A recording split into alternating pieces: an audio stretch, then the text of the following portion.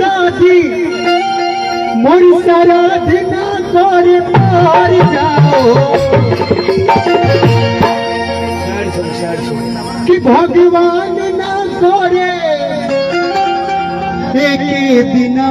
लड़ जाओ। अरे पगली ते चलिए चल ये हमारी जिंदगी से हो शरीर रह के क्या करी रे एकरा बोटी बोटी काट के रेलवे ट्रैक पर डलवा दे नहीं तो कहत प्यार किए बदनाम हो यही चीजवा के बोलू राजा जी का बोले अभी बहुत वायरल भइल चारों ओर से बबुआ रे कि चेक करे से लभ कइली चेक करे से लभ कइलू वो करे से परेशानी बा ऐसन मई करम तहरो लागे खानदानी बा।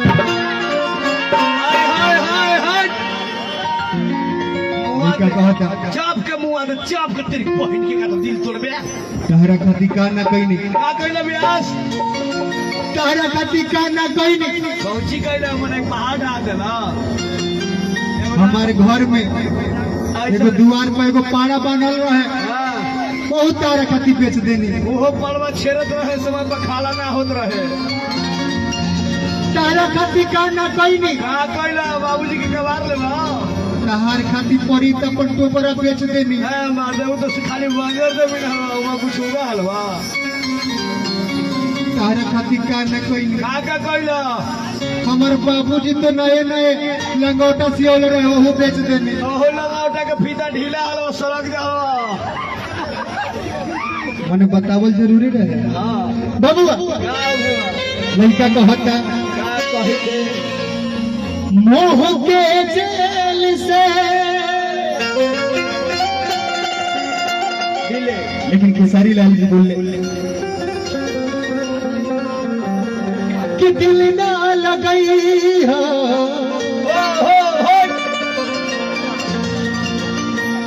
अरे फिर जानी आई हो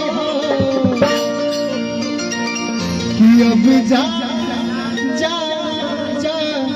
जान भूल जाई हो।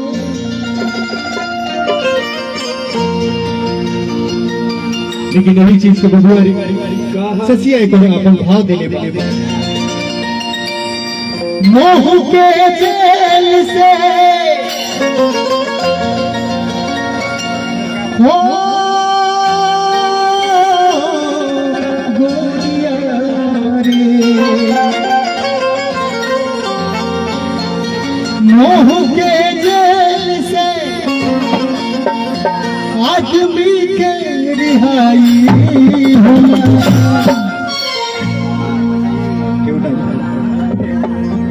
मोह के जेल से आदमी के रिहाई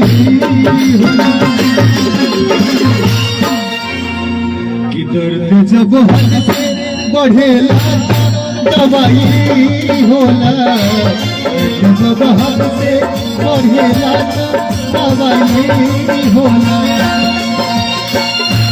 मोह के जेल से गोरिया रे मोह के जेल से आदमी के रिहाई होला दर्द जब हमसे बढ़ेला दवाई होला दर्द जब हमसे बढ़ेला दवाई होला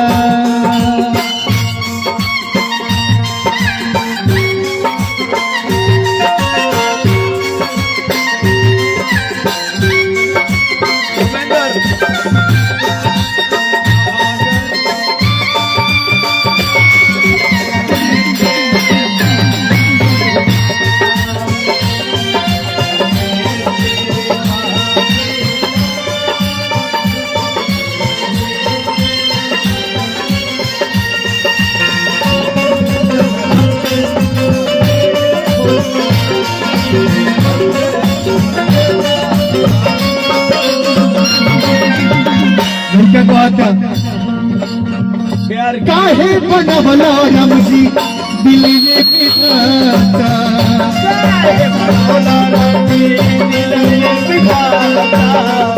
काहे बनवलो राम जी दिल ये बिगाता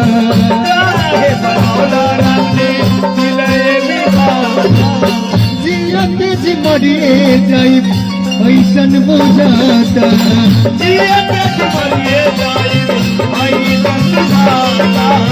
जियते जी मरिए जाई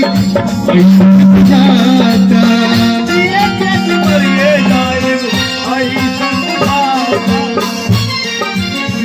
बेवफा यार से